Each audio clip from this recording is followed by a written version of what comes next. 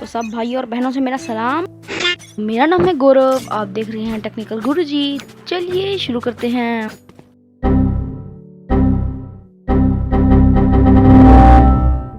Please भाई को intro send कर दे। इंट्रो तो है नहीं तो लगा दो चुराया हुआ इंट्रो।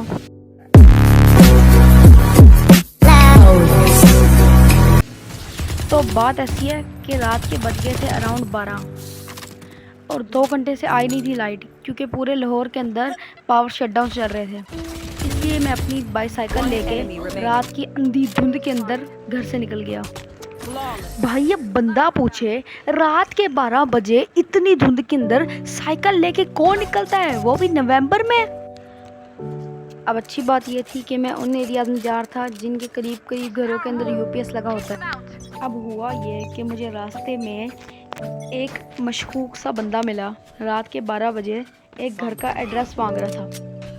अब ये मुझसे मत पूछो कि रात के 12 बजे अंधी फोक के अंदर जब लाइट गई होती है ये बंदा किस चीज़ का एड्रेस मांग रहा। तो मैंने भी कहा भाई आ जाओ, क्योंकि मुझे कोई और काम तो था नहीं।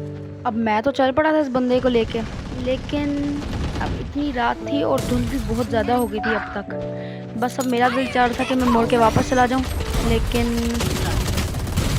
अब मैं बहुत दूर आ गया था। इसलिए मैंने अपनी थोड़ी ऑकवर्डनेस कम करने के लिए उस बंदे से बात करने की कोशिश की, जो मेरी गलती ही समझ लो, क्योंकि वो बंदा कोई जवाब ही नहीं दे रहा था। बस इतना मुझे पता था कि मेरे पीछे एक इंसान है, क्योंकि उसके फुटस्टेप्स की मुझे आवाज़ बहुत अच्छे से आ रही थी। अब मैंने इस बंदे से बहुत रैंडम टॉपिक्स पे बात करने की कोशिश की थी, लेकिन वो है तो कोई जवाब ही नहीं दे रहा। आपका नाम क्या है? अरे भाई कुछ तो बोल। अपना मेरे 4 हो गए थे। अब ना मैं अंधी धुंध की वजह से कुछ देख पा रहा था और ना ही मुझे किसी चीज़ की समझ आ रही थी, लेकिन बस इतना काफ़ी नहीं था एक 12 साल के छोटे नन्हे मुन्ने बच्चे को डराने के लिए कि कुत्तों ने भी अपना रोना शुरू कर दिया। अब ये कुत्तों की आवाज़ें इस वक्त अराउंड 2-3 बजे बहुत कॉमन होती हैं, लेकिन अगर आप किसी रैंडम स्ट्रेंजर के साथ रात की अंधी धुंध के अंदर किसी कुत्ते की रोने की आवाज़ सुनो, मैं बता नहीं सकता कितनी बुरी आवाज़ होती है।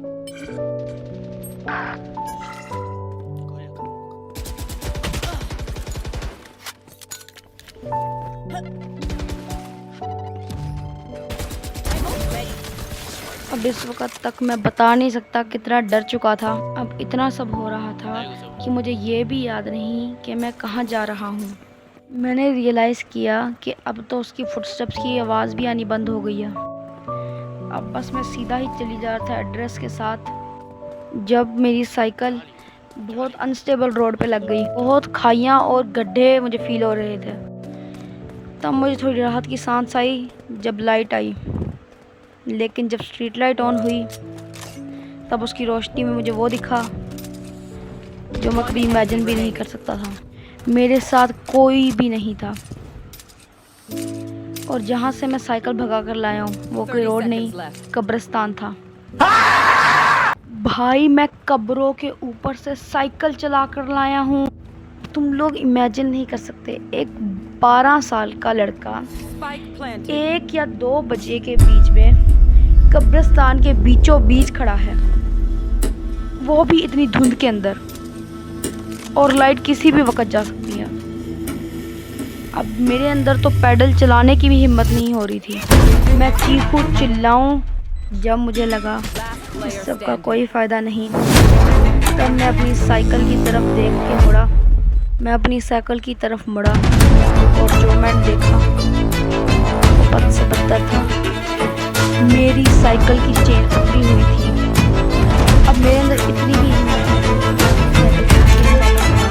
तो मैंने क्या किया, मैंने साइकिल कंधों पे उठाई और भागने लगा सुपरसोनिक स्पीड में। मैं अब कब्रों के ऊपर से जंप मार रहा था, भाग रहा था, लेकिन जब मैं घर पहुंचा मुझे पता लगा कि रात के 3 बज चुके हैं। लेकिन जब मुझे पता लगा मेरे पेरेंट्स घर से बाहर मुझे ढूंढ रहे हैं, तभी वो घर के अंदर आए और उन्होंने मुझे देखा। One enemy remaining. उनका कोई ऐसा रिएक्शन नहीं था। नहीं नहीं नहीं, मेरा बच्चा वापस आ गया, मेरा बच्चा वापस आ गया। उनका रिएक्शन किसी भी एक नॉर्मल पेरेंट का था इस सिचुएशन के अंदर। आ गया तू घर, Last रात player के 3-3 standing. बजे वारा कर दिया करके। और समझ ही लो बाकी रात मेरी कैसी गुजरी होगी। तो भाई बस आज के लिए इतना ही। अगर ये फजूल कंटेंट मेरा पसंद आया तो भाई प्लीज़ 100 के सॉरी थोड़ा औकात से बाहर हो गया। 100 लाइक्स का एम है भाई, प्लीज़ कर दो, हाथ जुड़े में।